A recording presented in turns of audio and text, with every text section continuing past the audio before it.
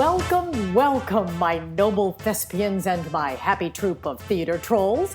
I'm your host, Dawn Westbrook, the biggest troll of them all, with my glass of Chardonnay. I hope you'll join me with a glass of something. And for the next few minutes, we're going to focus on the craft of acting, the art of directing, and embracing the process of this crazy career in the theater.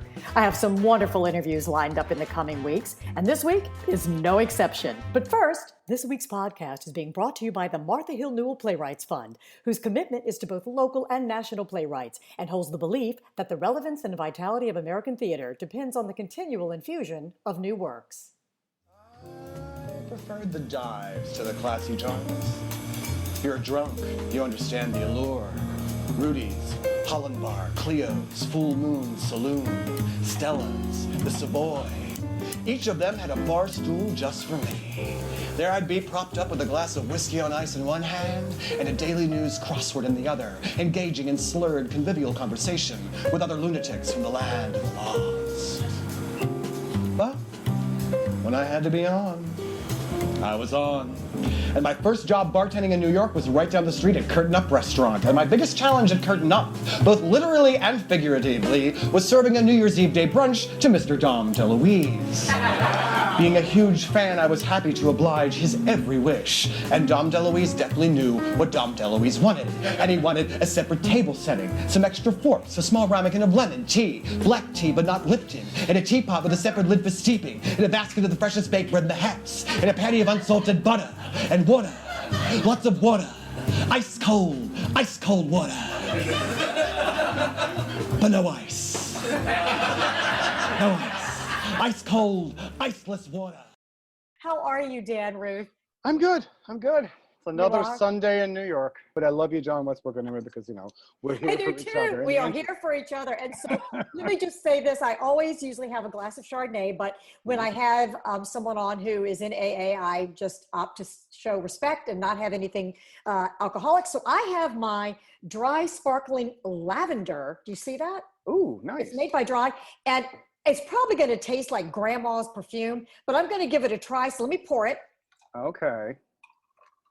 All right, and I added some little blackberries. I didn't crush it in there. You're the bartender. You would really know. That's really nice. Yeah, That's so nice.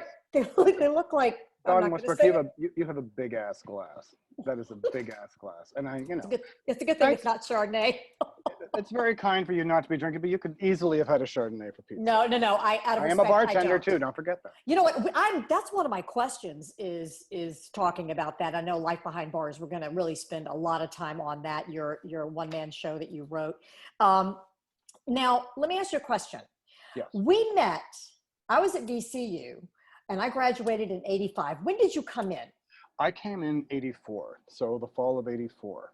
Okay. I was thrown to the wolves into this mad city called Richmond from the wilds of West Pennsylvania. I mean, you know. Right. And I didn't know, honestly, Dawn, between you, me, and the wall, I didn't know fuck all about anything. I really didn't. I mean, about acting, you mean? Anything. I didn't know what acting was. In fact, I love telling the story is that when I read the application for VCU, it said somewhere in the application, it said that there would be no direct address to the audience during your audition. So I took that to mean, okay, well, I've just been doing a dramatic interpretation comedy. And so I did a scene from The Pink Panther that I did in high school, but I did two characters. And then I believe I chose another scene, which I think was Shakespeare, but I chose two characters. And I think it was like Dr. Parker or Gary Hopper, but someone in the house was like, why do both of your monologues have two people in them? I said, because I read the instructions that said no direct address to the audience. So I didn't want to be looking at the audience for any reason. So I chose two characters. And they bought it. And, you know, it was the only university that I applied to. I mean, right. My cousin Gretchen Sellers was going there already. She was your cousin. Yes. Amazing bodybuilder and yes. Beautiful. Yes, female. Doing amazing in Florida. And also,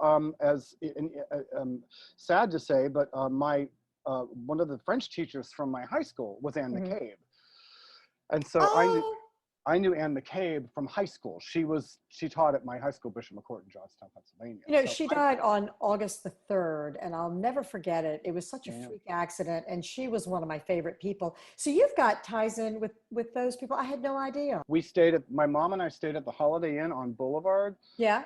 There was this couple next door just, shut up, Herbie, throwing things at the wall and screaming and just this horrible fighting. It was coming right through the wall. So we didn't sleep much the night before the audition, but Oh my God. that's what it was, you know. And I got in and I basically ran away. I ran away to college. You know, when you live in a town where, like, you know, the top 10 is the top 10, and Right. I just coming to Richmond and having my whole life, you know, culturally explode.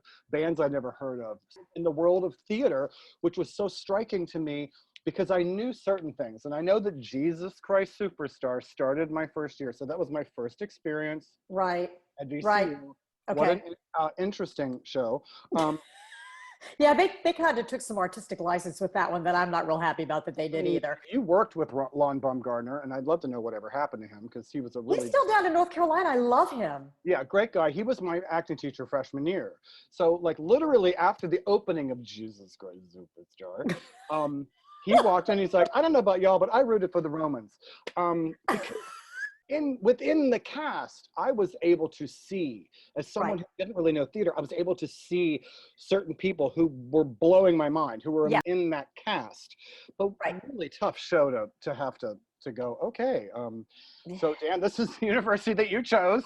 And so, you know, then the next show was was a Richard Newdick show. But I think the turning point for me at the university was like anyone, I took costume construction first semester and then stagecraft the second. Yep. But down the costume shop, they were creating these masks, and I believe it was Mary Holloway. Yep. And Liz Hopper. Yep. Creating these masks out of clay. And they had, I guess, muslin, and they were creating these sculpted masks that were about 2 feet tall each. And I was fascinated by them, especially when they pulled them off the molds and they started painting them.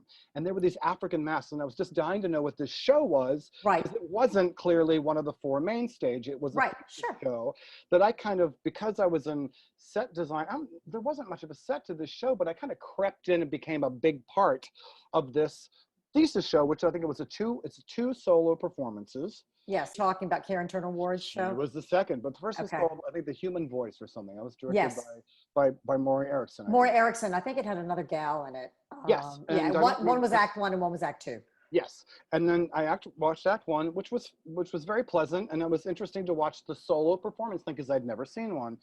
And then this monster of a show called I'm Black When I'm Singing, I'm Blue When I Ain't. Oh, absolutely.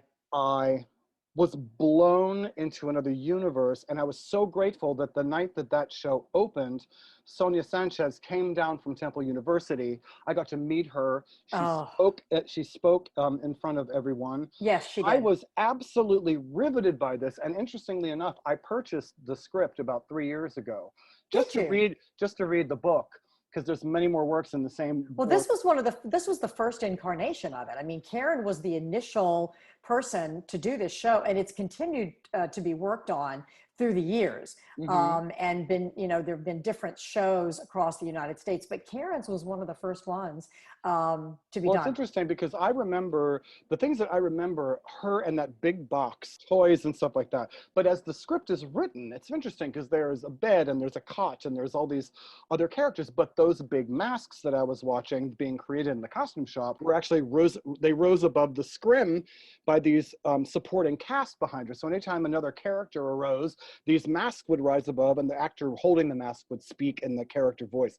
It was a mind-blowing. I don't remember who directed that. Who directed Dr. James Parker directed. He loved Karen. You have to listen to Week 9. Karen is now the chairman of Hampton University, and she is just a ball of energy and one of the nicest people and so talented. I mean, she has written songs for Jennifer Holliday.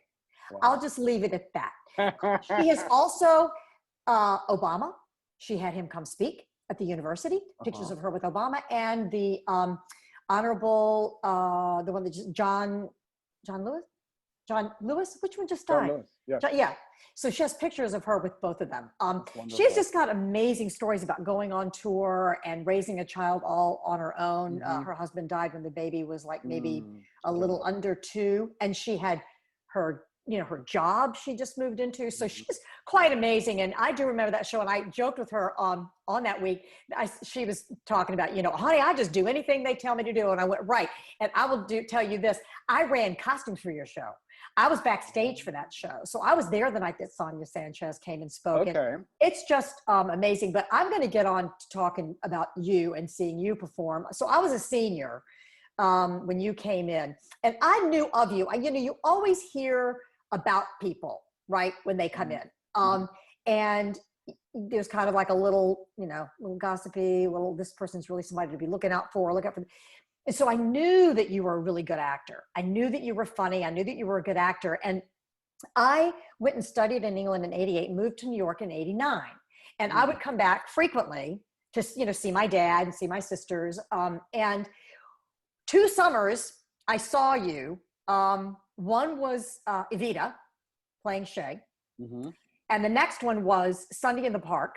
And you played George Surratt. You blew me fucking away. I looked at Gary and Liz, I think, were with me that night, and I turned around and went, who?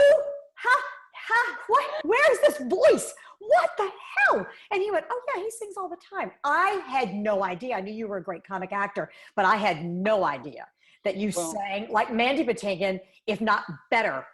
I'm not kidding. I'm not kidding. I'm not kidding. And I could not believe it. Your charisma and your voice, unbelievable. Thank you. You're welcome. There's a lot in that. I really appreciate that. But there's a lot in that spectrum you just said, because although I went in 84 to VCU, in 1986, the summer of 86, I was injured in a restaurant in Shockoe Bottom. Oh no, what happened? Yes, well, I was basically carrying a tray of food, and someone had left a pot of molten tomato sauce that had been in a pressure cooker for 4 hours in the middle of the traffic area. I did not see it because I was holding a tray, and I stepped in it. Not to get too graphic, but literally when they tried to pull my shoe off, my sock came with it, and so did all of the skin from the top of my Dan, foot. I had no idea that happened. So I was, I'll tell you what, being a burn victim, that it totally changed a lot of my perspectives of people and pain and just what an excruciating pain. Anytime you dropped your foot and the blood pressure went to your foot, excruciating. So I would walk around with crutches with my foot raised behind me as much as I could. Can I open my drink while we talk? Yes, please. What have you got, darling? It's a LaCroix, but I call it La Croix. Okay, well, cheers. Cheers. Cheers, darling. Cheers. I'll wait for you to pour yours. Here we go. Cheers. Cha-ching. Cha-ching. I left Richmond, went up to the Crozier Burn Center outside of Philadelphia, and they introduced me to this beautiful thing called Silvadene, which is a cream that should be over the counter. It is a miracle burn cure. And I think probably within about a month, I was completely cured. My foot had healed completely. You're lucky that didn't get infected and keep going. Oh, yeah. You stayed in Richmond? No? I stayed, and only for like the summer, I think through maybe 1 year. I ended up working at Christopher's in Carytown. I was in a metal band. I did all kinds. I was helping Roger Mraz with his production of Dudes, Fags, and Other Men. Right. Oh, Roger Mraz, so great. Stuff happening at the same time. So I did fill my energies, but I did eventually have to leave the city. And I ended up going up to Delaware. I ended up spending some time in Frederick, Maryland. I did 1940s Radio Hour at the what a great show. Yeah. I even did this very little known script called Tell Me That You Love Me, Junie Moon. But I just kept my chops up. Right. And somewhere around around the same time in 88, around July 88, I just got this thing just started tapping at my head, and I had this yen, and I called Richard Nudek, and I said, you know, Richard, I kind of want to come back and finish my degree. Will you have me back? And he's like, of course, Dad, we'll definitely have you back. And so you left VCU. Yeah. You were sophomore year, freshman year. Sophomore? It would have been I would have gone into my junior year. So sophomore year going into junior year, you left and then came back, and that's when I saw you in Sunday. I know John Glenn, rest in peace, brilliant director, and he cast you in both of those shows. And then I also saw you at in Irma Vep. And that was one of the performances that I just was like, so that's going to move me to another topic. I want to talk to you about the New York experience. And I want to talk about, because you've got such a process, and I'm just intrigued, your ability to create characters, and not only that, but your energy on stage is one that's unforgettable. Okay. In everything I've seen you do, I picture you immediately when I think of it. Tell me about the New York experience. Tell me about you. So you came back to Richmond, you've got your degree, then you went to New York. Did you go straight to New York? No. Okay. And I want to backtrack real quick on something very important, and that was the fact that John Glenn, I had to very wholeheartedly admit that to John Glenn that I did not read music. And so I was intimidated as all hell to do Evita, let alone, I thought this was not going to get anywhere. But I do remember this, I believe it was the summer before that, I was doing a show directed by Carrie Wormald called Grandma Duck is Dead at Theater 4.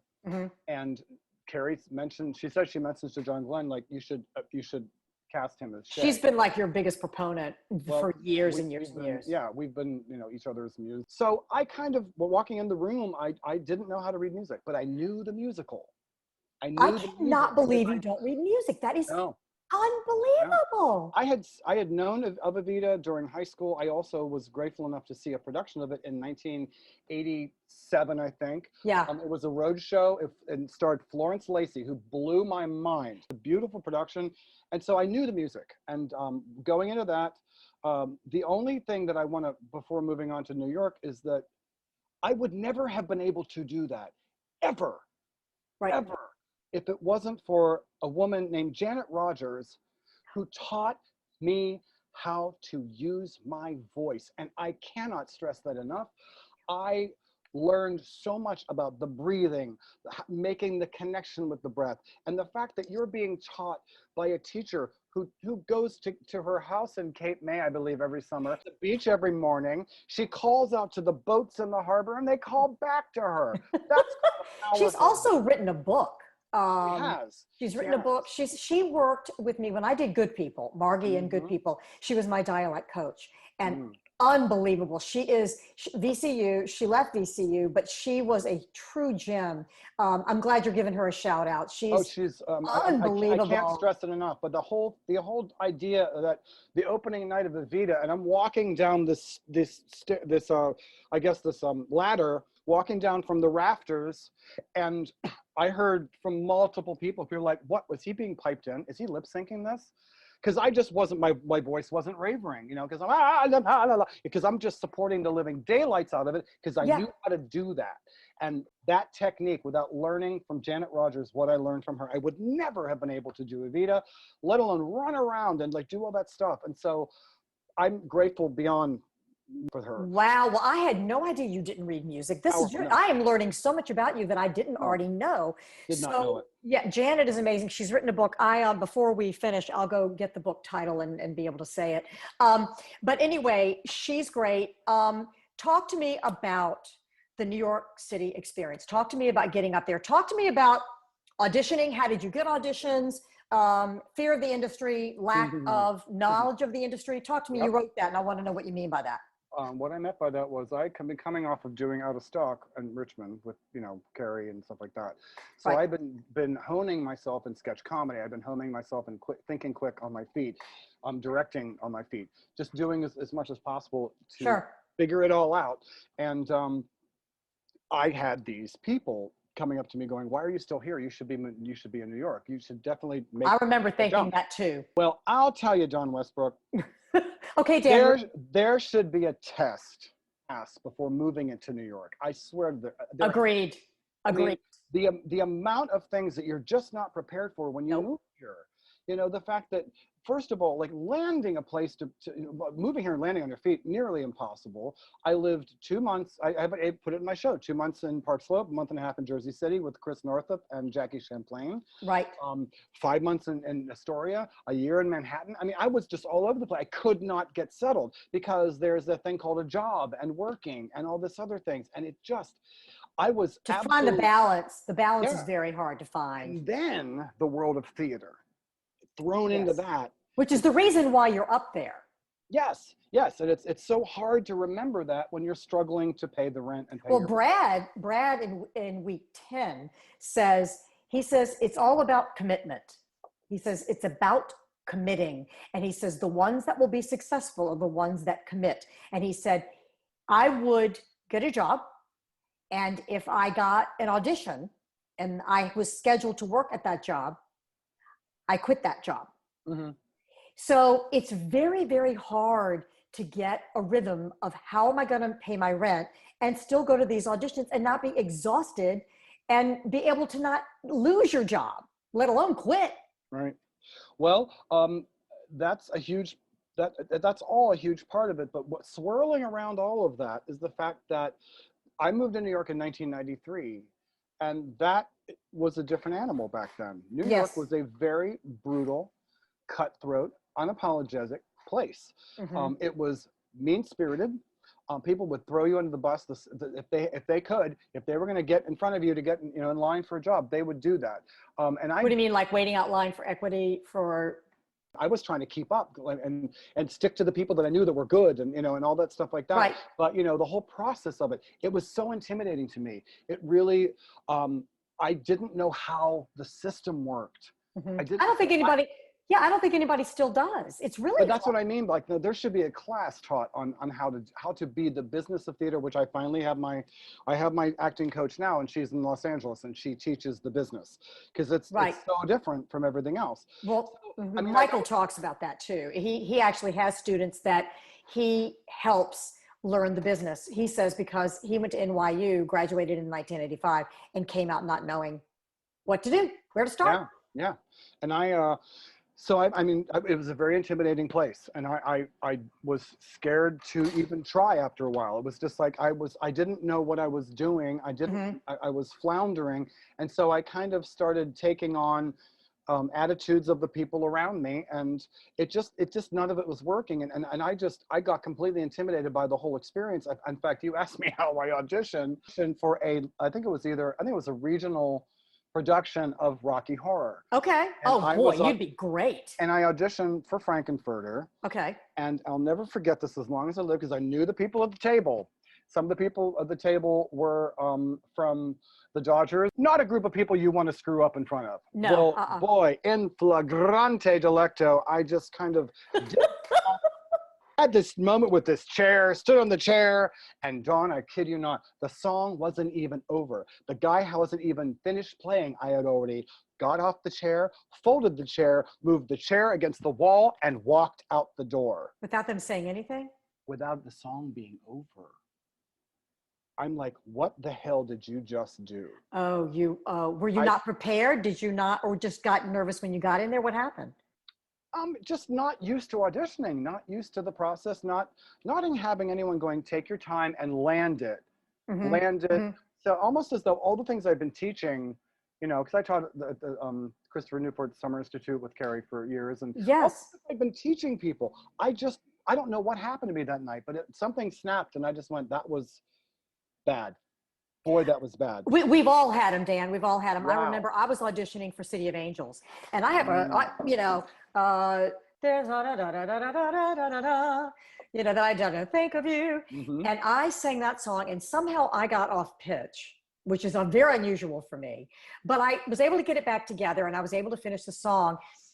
And the music director looked at me, he went, don't ever do that song again. And I was like, I'm ruined. You go home and you just put your tail between your legs. So preparing for an audition in New York, you're in a small apartment and you've got to sing your heart out. What do? Do you have a vocal coach? Do you pay for a vocal coach? Do you practice? Do you have, how did you do that? People often do, but I mean, again, I wasn't singing. I didn't have money for any of that. Right. And I didn't have money I just didn't have knowledge of how the whole system worked. And so did you take any classes like at HB Studios? No one said, no, that's the one thing I did learn is that while you're in New York, you take classes because that's where you meet people and that's where you meet connections. It's all about networking. All this really cool, super awesome acting stuff, I learned post 2014. Okay. Wow. That's not that long ago. I just kind of stuck back then I kind of stuck with my solo. I'd choose solo shows and I'd been writing. And what were they? White Noise was the first one. That was the one that really, that was the one that I should have continued to work. Eric Bogosian, didn't you do Eric Bogosian? I did Sex, Drugs, Rock and Roll in Richmond. Yes. Oh man, you were amazing. And then I know Scott Wichman did it, and Rick St. Peter, who's going to be a guest in a couple of weeks, directed it. Who directed you in that? Was it Carrie? Cates. Nancy Cates. I've worked with her too. I did, I'm hoping to have her on here as well. I did Keely and Do with her. I'd never worked with her before, but boy, is she good. Yeah. Everything she touches, she's got the Midas touch. It was amazing to work with her because she was such, she liked to work externally a lot because I had done a lot of the internal work already. And, you know, and another feather in the cap for VCU or theater VCU is the fact that when you learn so many different techniques, you just invariably, you just create your own technique. You do create, that's one of the things, that's one of the reasons why I started this. And so for those people that don't really know that are listening, what techniques do you think you use the most? And for like, just let's take that show in particular, okay? Sex, Drugs, Rock and Roll. Talk about, so you get the role. Did you have to audition or did somebody just offer it to you? No, that was Shadowcast. So that was our idea to do this. Okay. So, all right. So you're given the show. You don't have to audition. You get the script. It's a one-person show. It's a solo show. How do you prep for that? Well, my preparation really has always been the same. It's basically the big question that I have to answer is, can I do this? And I think it's really an important thing. And I come back to it. We'll get into it later on with what I'm doing now. But it's actors who basically say, I can do anything. I'm going to do anything. It's like, what do you do best? Right. You know, and so stick with what you know. Right. And so with Sex, Drugs, Rock and Roll, Eric Bogosian gives the actual actor the opportunity to take a peek into the coffers of the other pieces he chose not to perform. There was the beat poem was not in the main script. Okay. Rash Final about the guy in the restaurant with the monkfish, that wasn't in the, I chose, and the doctor one, which I found excruciatingly terrifying. The doctor going, okay, you're going to take this, but you know, your eyelashes may fall out, and then, you know, but he's like, it's this by the way, all this awful horror things are going to happen to you. So I chose some of he calls them orphans, and I chose some of the orphans in my production because my big question was, what can you do best? And I think. Did you talk to Nancy about it? Were you talking back and forth with the director? Absolutely. Okay. Oh yeah. And then so when you got up on your feet, were you familiar with a lot of the monologues already? Are lines easy for you to remember? They're easier for me to remember now when I write them. Sure, yeah. You know, I really haven't done another script by another writer for, years now. I mean, really, I've stuck to doing my own material for so long now because it really does work well for me. I don't really know the answer to that question because I do know that learning my own scripts are easy, and because I know a Life Behind Bars, it's 32 pages of dialogue. You know, yeah, and it's fabulous, and I'm so glad I got to see it, and it's won a lot of awards, and I want to spend, you know, the majority of time talking about that. But I find the process interesting. Do you find yourself now I know you're working on your own play, but picture yourself, I don't know, doing Irma Vep.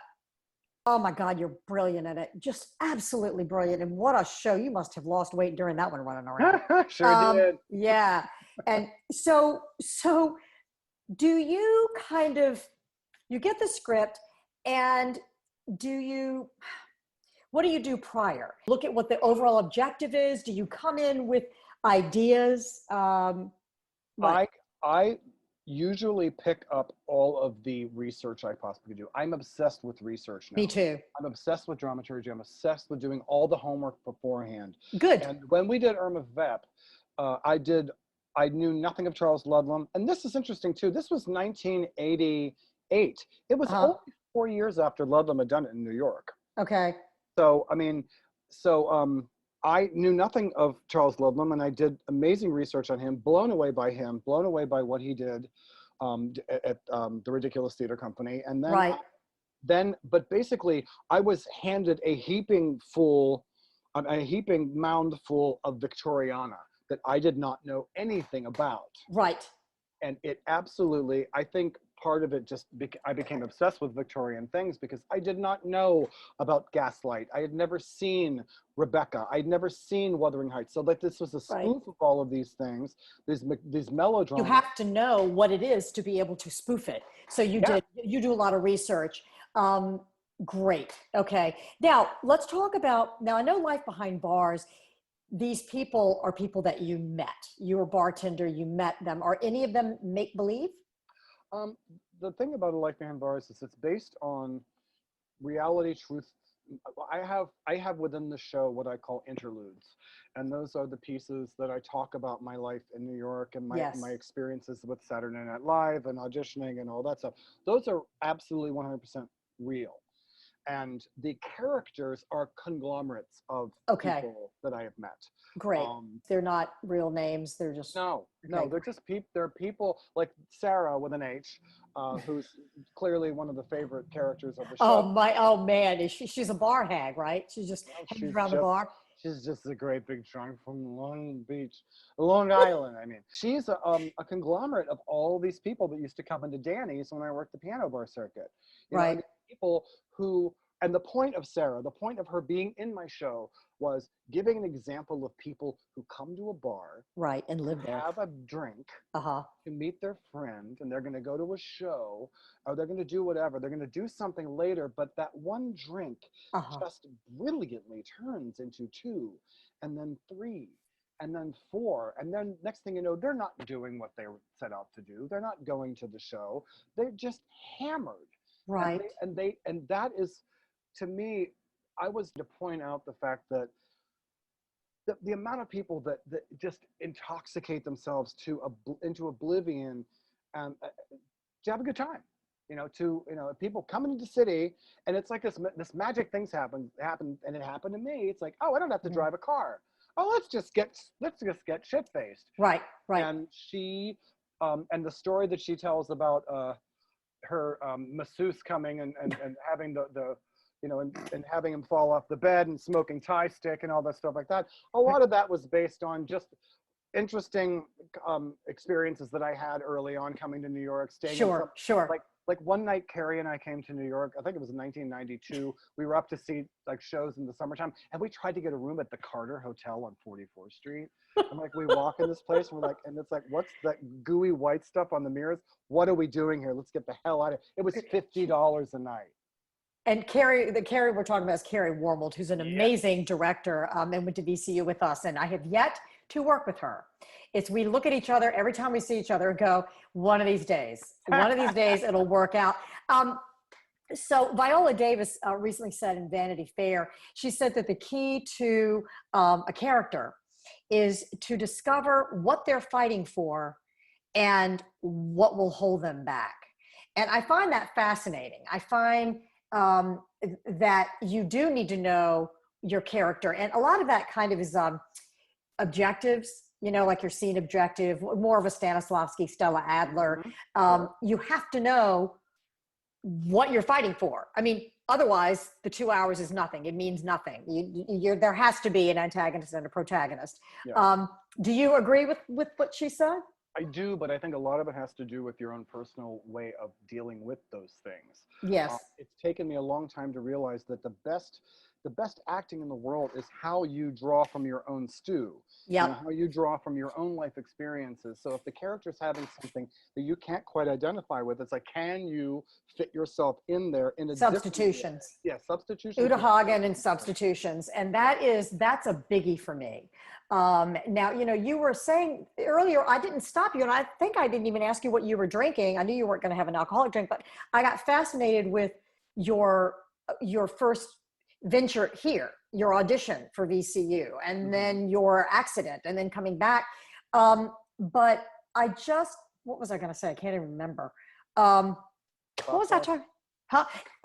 Gary Hopper, perhaps? No, well, Gary's always great. I asked Gary to do this and he wouldn't do it. I'm really bummed.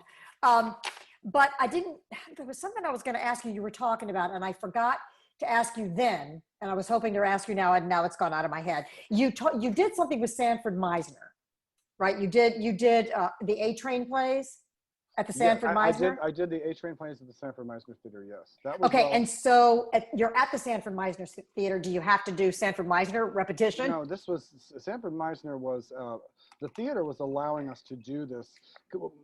My friend Larry Feeney, it was his idea to create this thing called the A Train Plays, which was essentially a 24-hour play series. It Okay. started with playwrights and playwrights at Far Rockaway in Queens on the A Train, and they would pick out of a hat, like they chose number from 3 to 5, let's say, out of a hat. If you chose the number 4, you'd pull 4 headshots out of a bag, and you had from Far Rockaway, Queens on the A Train to up to 208th Street, back down to Columbus Circle to write a play for those 4 people. Oh my God. And then the directors would meet halfway there, and we join the writers, and then we would work the script, and then we would come to Columbus Circle. We would run everything off at Kinko's, which was still there, and then we would run it back to the Sanford Meisner Theater. We would have a table read, and we would do the entire show the next night. And we did so many of these. There were like, I think I believe I directed 5 of these evenings. What a great idea. But it started morphing into the A Train musicals, and then the Staten Island Ferry plays. It was just all this amazing 24-hour series of stuff. And that was really cool to be a part of that. And I will say that I transitioning into, because this was transition into AA and then yeah, I was drinking really heavily back then. And I know that my last experience before I basically kind of checked out was directing for it was the Samuel French 10-minute play series, and I was directing a play by the wonderful writer friend of mine, Tony Panino, writing this 3-hander play about, I think it was about like school teachers in a school. I think it was like a holdup, and there was this play, and it was just a staged reading, but I thought it was interesting. It starred Drew. I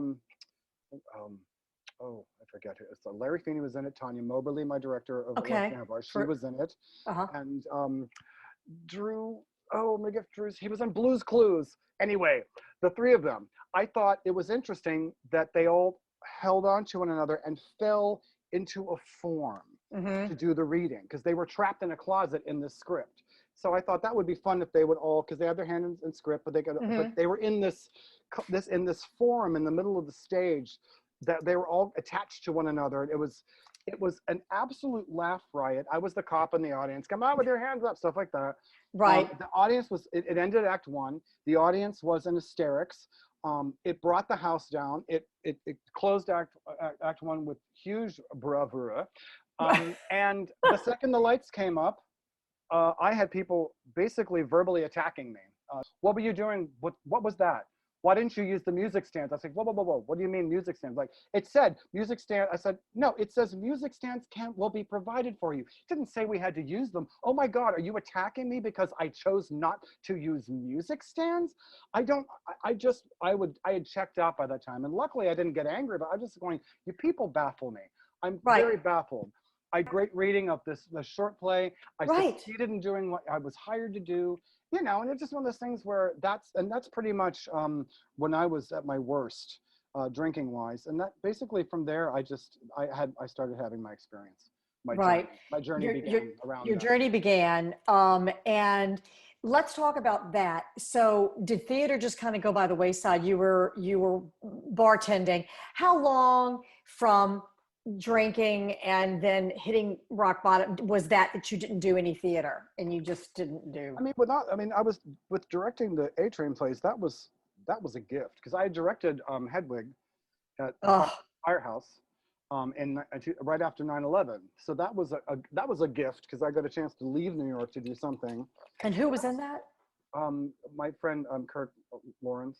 Okay, and who was the girl? J.B. Steinberg. That's right.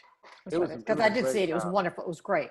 Yes. You'd be great in it though, too. Well, they asked me to, but honestly, I knew I was not in this state to perform, and that was me being, again, a scared person, knowing that I had reached a kind of a level of daily drinking that I was myself worried about, but not to the point where it was affecting. What time would you start drinking?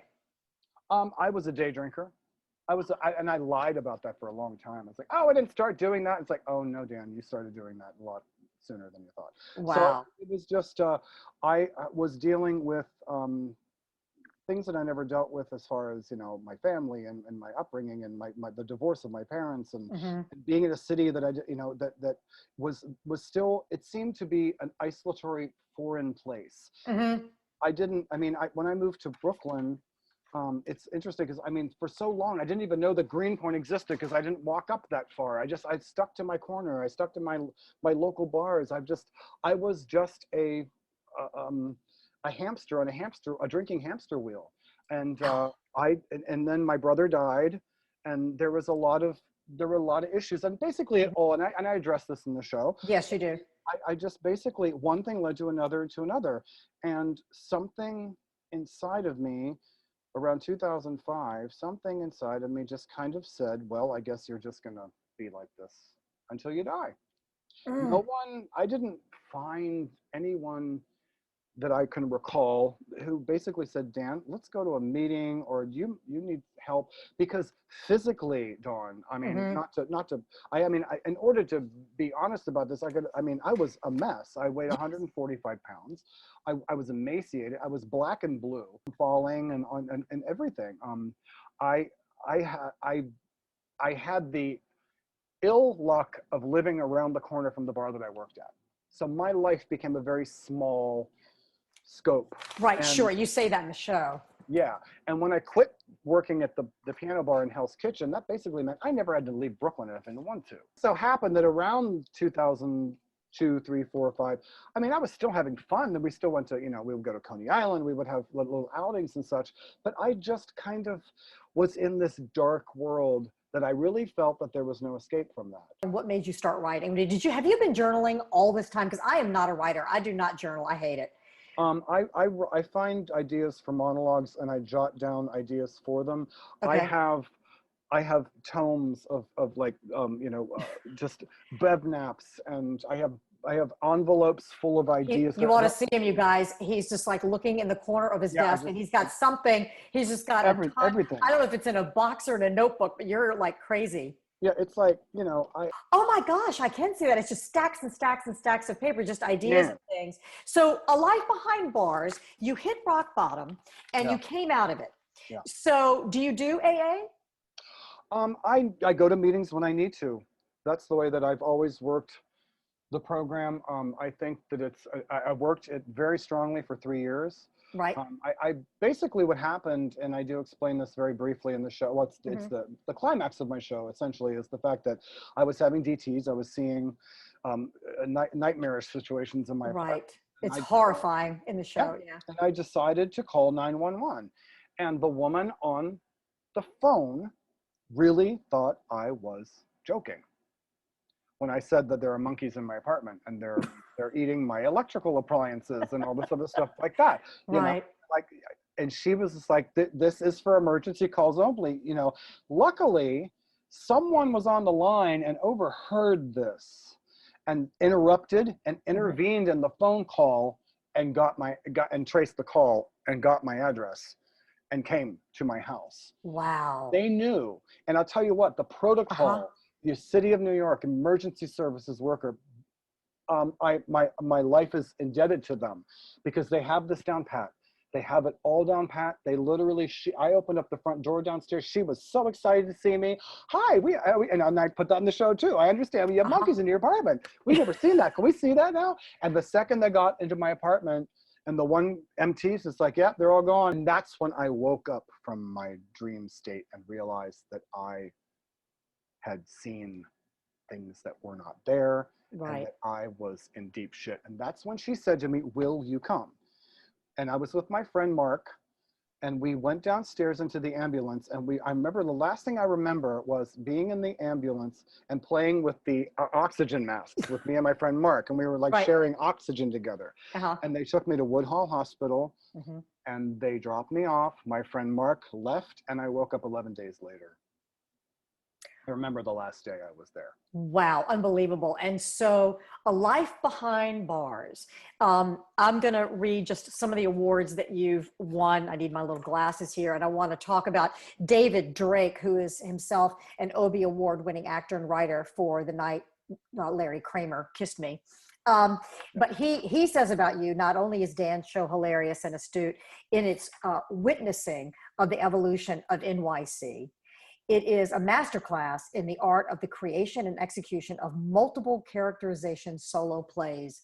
Go. Totally agree with them. You won the 2018 Hollywood Fringe Festival, the 2018 HFF Producers Encore Award, the 2018 MAC Award for Best Spoken Word Artist at BB King's in New York City, Times Square, the 2018 Bistro Award for Outstanding Solo Play, and in the same year, you won the 2018 Martha Hill Newell Playwright Fund. Yep. I want to talk about the show because of the amazing characterizations that you do. I agree with David Drake, and I want to also ask you about his safe space that you mentioned in your bio. I think that with COVID, I think one-person shows are going to be the thing. I think that anybody that's got a marketable one-person show, I'm not a visionary, Dan, I can't really see it, and I don't run a theater company, but I can see this being a way to save money and yet be able to bring in some rocking performances. If you took yours and Eva's show and some other shows, you could really, and do them in rep, or, you could really, bank it on some of these. So talk to me about David Drake and Safe Space process. Tell me what that is, and then we'll talk about Life Behind Bars. Well, I had been basically, I came back, I left New York for 7 months to stay with my mom, and that's when I met all of what I call my guardian angels in Delaware from AA, and they were all still friends to this day. And I had an amazing experience there. I had what they called a burning bush experience, where I finally realized what it meant to have a day.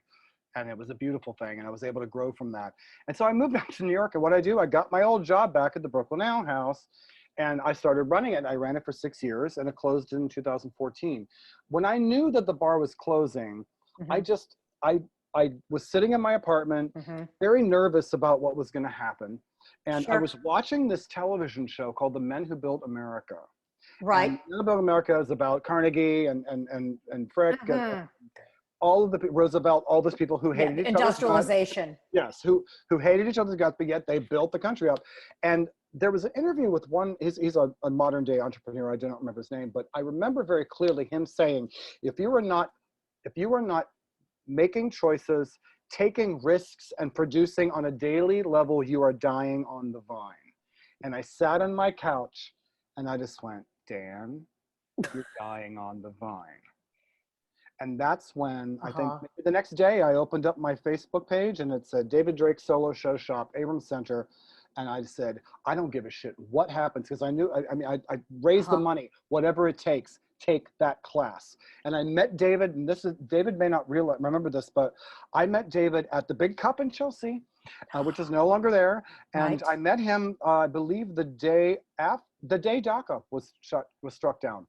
Wow. And we had a conversation at the Big Cup, and I said, what do you think this means for the future of gay America? And he said, well, I think there will be conservative gays and lesbians who will want to, have a family, get married, raise children, and have that family experience. And there'll be like liberal gays and lesbians who will continue to have fun and live their life the way they do. And he said, what do you think it means? I said, what do you see? And I said, I see pre-World War II Nazi Germany. Oh my God. He kind of went, and I said, I do. I see the opening scene of Bent. I see the fact that the gay community is being very well, it's accepted. It's and it was very accepted in pre-World War II Nazi Germany. Yes.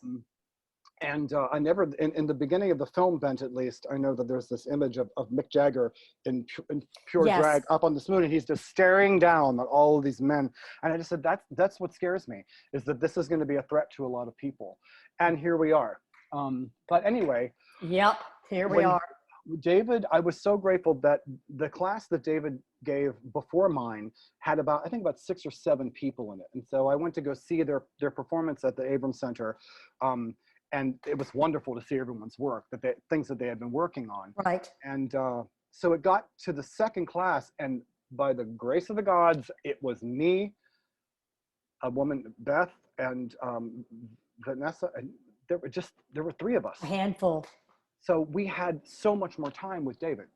David Drake is a person that reminded me that it was okay to fail, to fall flat on your face, Okay. to get the hell up, brush yourself off, and do it again, and do it better, and do it right. Wow. And his instinct is so dead on that the things that he taught me were things that I kind of probably knew in the back of my head, but it was allowing me to return to this safe area where I wasn't going to be judged, attacked, all this other stuff like that. So the theater world of '93 was no longer there anymore. It was this beautiful experience where, everyone in the class had a chance to get up, present material, and then he would basically work them through it. And I learned through that class alone. I learned, well, I had one character, the man bun character that I eventually wrote. Yes. I wrote in David's class, but essentially what happened was I wrote him so mean and angry that David said, you'd never want to bring him in like that because I wouldn't want to watch him. And then I learned the golden rule of the solo show. Which is what? Anyone's listening, Yes. gleaning. The real golden rule is win them over in the very beginning. Yes. The first 5 minutes, have them on your side. Then you can do anything you want with your audience. As long as they get on your side.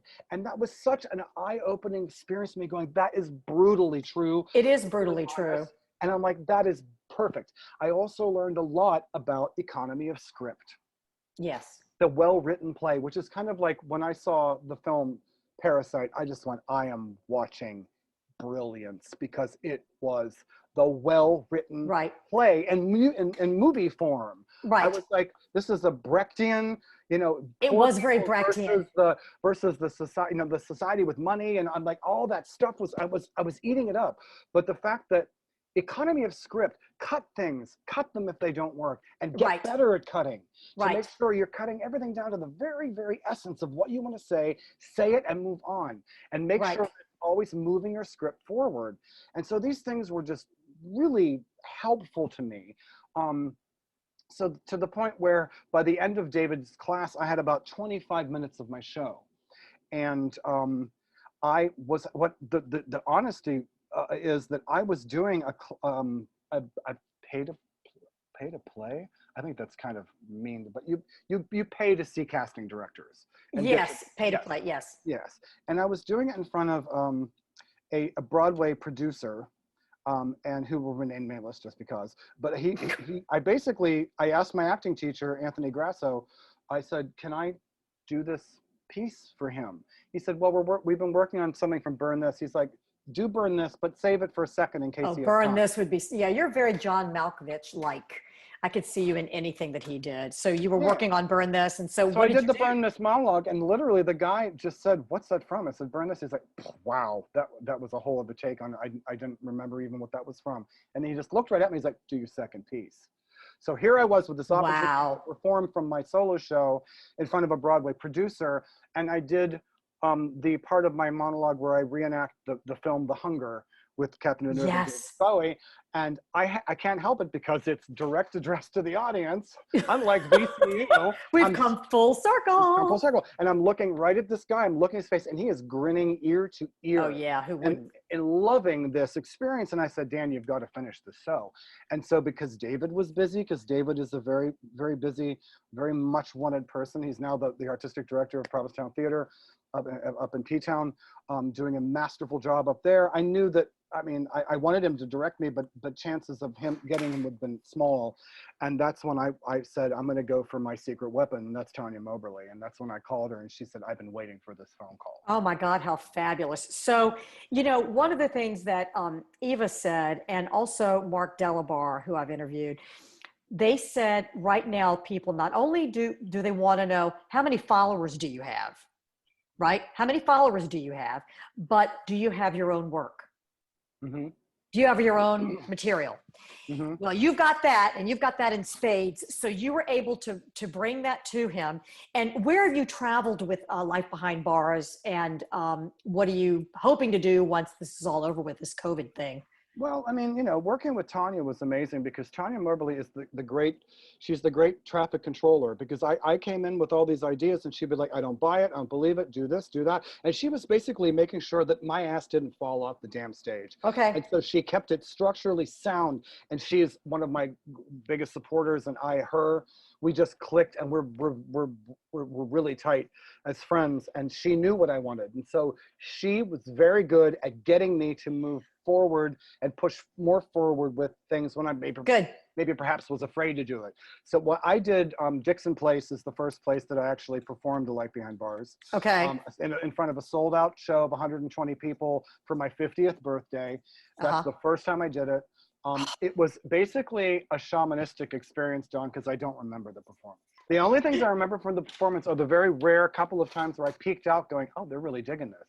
And then I'm like, oh shit, where the fuck am I? Right. I dive back in and go behind that cloak, whatever that cloak is, and I blew them out of the water, and that's when I started going, well, let me do it out at the Gutter Bar in Brooklyn. Let me go take it down to Richmond and do it at Theater Lab. Let me, and that's when my friend Michael Bertantiere, who's a wonderful theater critic here in New York City, said, have you ever heard of United Solo? Because you should probably put your show in that. And I'd never heard of it. So I quickly did some research on it. And so I signed up for United Solo Festival in 2016. I won Best Autobiographical Show. It was an amazing onion that just kept peeling. It kept more great things kept happening. And that's when Tanya's like, you've got to book it at Laurie Beachman across the street. Let's do this. And that's when I just kind of went, I like trust it. And that's when I realized for the first time, just keep doing it. Keep doing it. Keep doing it. No matter how long. It's committed. You're committed. Yeah. That's Stevie Nicks was asked once, it's like, do you get tired of singing Dream? She's like, God, no, I wrote the damn song. No, never. So that's kind of like important to remember when you're doing anything that is repetitious. Right. Whether you're in a rock band or if you're doing a solo show where it's the same every night, it's got to be the same, but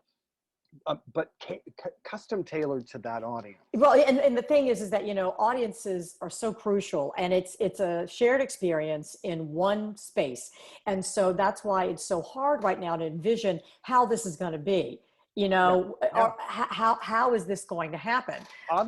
Weirdly enough, you mentioned that because I was having a conversation with someone just maybe a week ago. Yeah. And we were talking about the future of Broadway and whatnot. And he was saying, well, there'll be the return of the large shows, like Phantom and whatnot, because they have money. And I was like, really? I don't see that happening, because how are they going to do that and keep their cast safe? I said, I'm seeing the return of Patti LuPone on Broadway.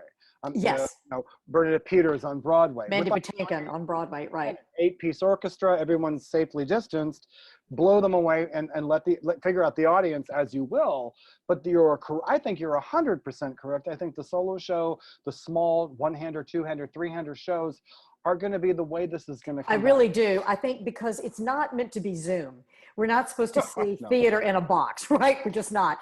It was so funny. I have a one-person show too. I did Zelda the Last Flapper, and I toured it for a long time. She died at age 47. I'm actually thinking of bringing the book out and dusting it off. It's written by William Luce, the master of the one-person show. He wrote The Belle of Amherst. He's amazing.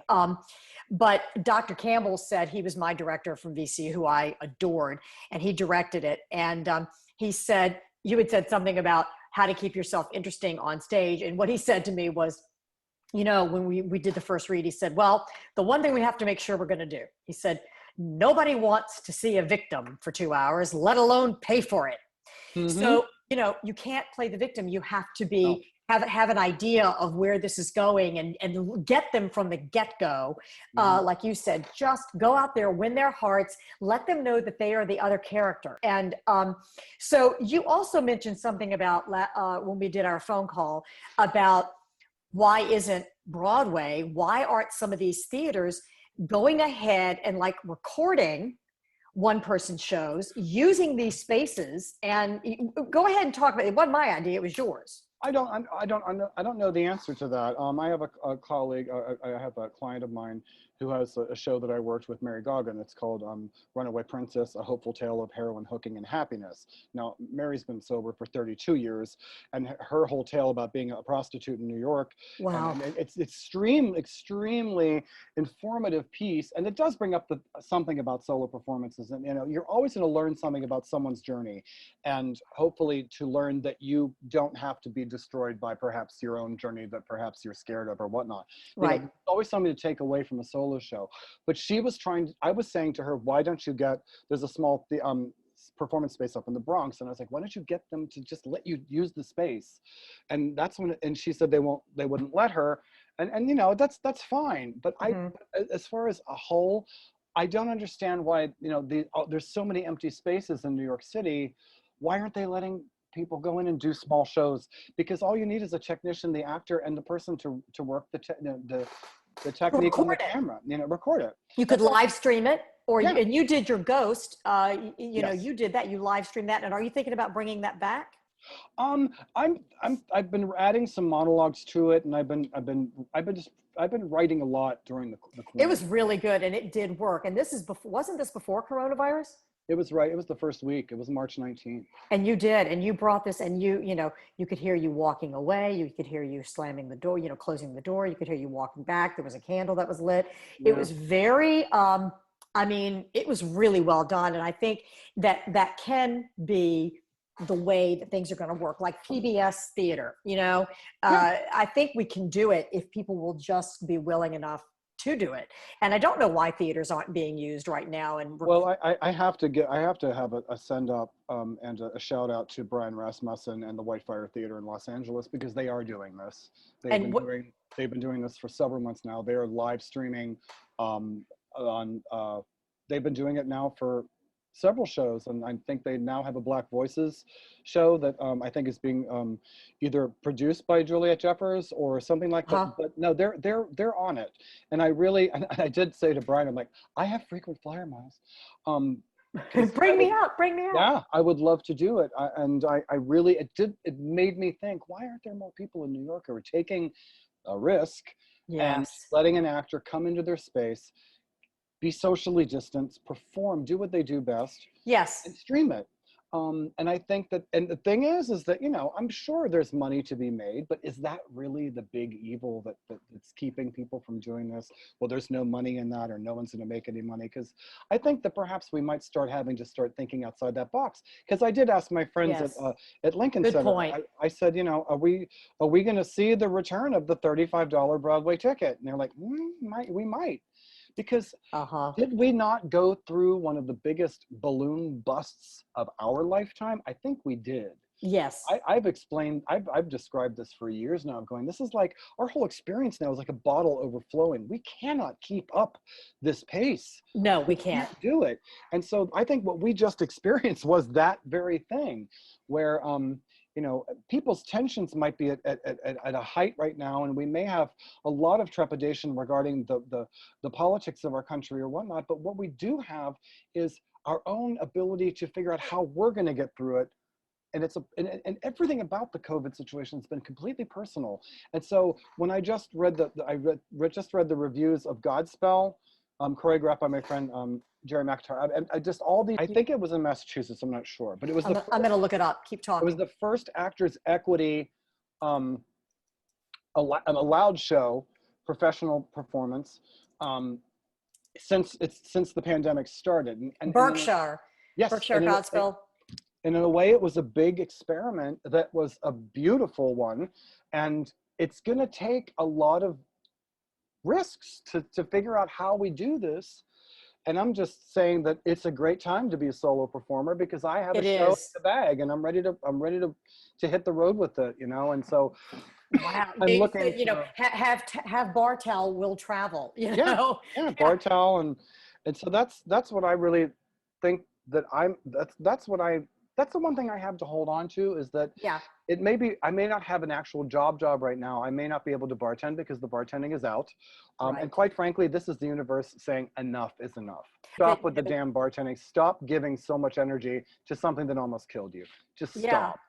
Good. And so I'm looking at other ways to continue. And I'm actually working with a a vocational counselor on potentially taking my show, structuring it differently, cutting about 25 minutes off of it, making it, hammering the points more, and basically using it as a structured entertainment counsel show to take to departments of corrections, to the mental health facilities all over New York State, and to take it to people and to work up and to talk about the opioid crisis, the problem we're having with alcoholism, and that really reared its head during the quarantine as well.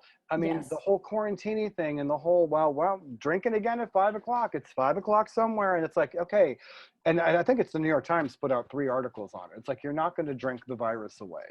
You're not going to make, the drinking is not going to make this go away. People have, you know, said, I've cut back to just doing it on the weekends or whatever, because everybody was drinking a lot, first, yes. you know, not at first. And for me, I was eating comfort food. You know, I love to cook. So I was doing that. And I think anything that we can do to self-nurture and to take care of ourselves, and as artists, it's very hard, but now you're lucky, you're a writer.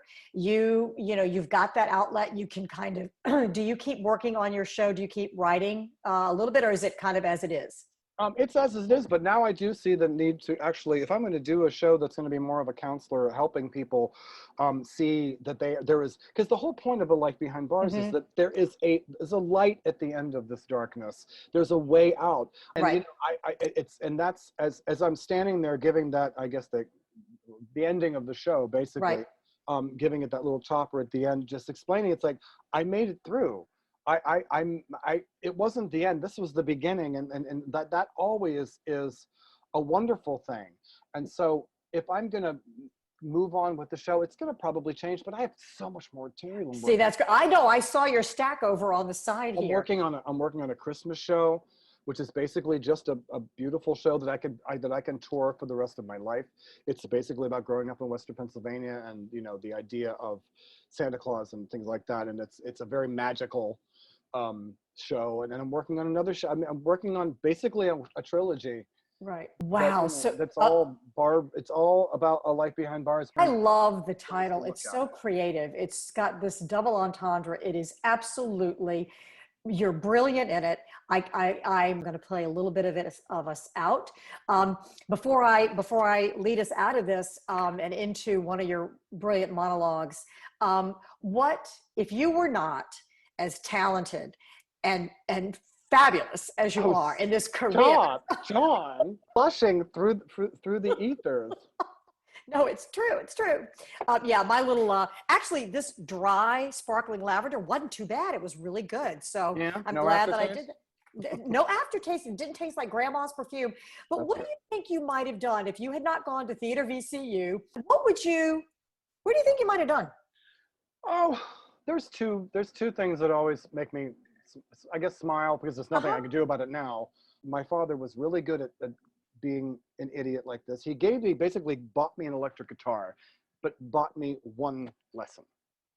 Okay. And told me I had to pay for all the lessons for this. Well, had I gone to the public school, they have classes for this. I could have right, sure. Right? So all this, so I do fancy at some points, it would be fun. I mean, I'd be like some kind of, you know, guitar playing fool out there, you know, in the rock and roll world, which has always been my other go-to with theater. I've always been that's why when it came to directing Hedwig, I'm like, Hedwig, it's this is beautiful. So I mean, I fancy myself still in the rock world. I love to sing rock music. And you never know. I was in the band, but that does make me realize that they all moved from Richmond to LA in 1986. Yeah. Giving me an ultimatum, move with us or you're out of the band. And I said, bye, I'm not going to go. That would have been really frightening. that might have been the thing that took you out. Was there another thing other than that? You said, what was the other one, maybe? Well, Gretchen Sellers, her father, Don, my mother's brother, was a gemologist, and I've always been fascinated with gems and gemstones. And you've got quite a few on. You know what we'll do? We'll go ahead and say goodbye here. Read us off with this, and then we'll lead into a little bit of into the show. So that's how we'll end tonight. And it was so great to talk to you. So great to talk to you. Oh my God, I love you. You are just a fabulous performer. And you know what? Bravo to you for not just being a brilliant performer, but for doing what you've done and overcoming it and just saying, I'm done. Well, I wrote this show last year for my 50th birthday, and I recently celebrated 11 years of sobriety.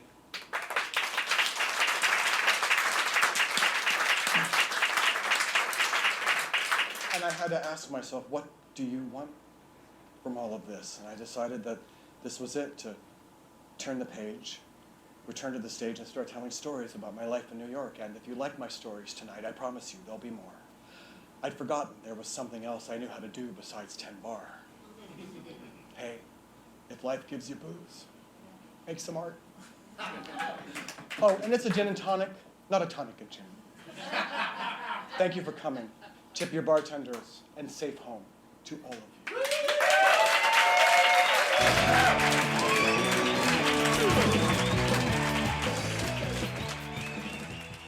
Well, I think that about does it for this week's podcast. I can't thank you enough for listening. Remember, you can find me on Facebook under ACT and on Instagram and Twitter under ActingPie. Or you can visit my website at www.dawnwestbrook.com and ask questions, give suggestions, and feedback. But for now, as W.C. Fields once said, a man's got to believe in something. So, my noble artist and my happy troop of theater trolls, I do believe I shall have another drink. May the footlights burn bright and your interactions, both on stage and off, be rewarding. Thanks for joining me. I'm Dawn Westbrook, your host, and this is ACT.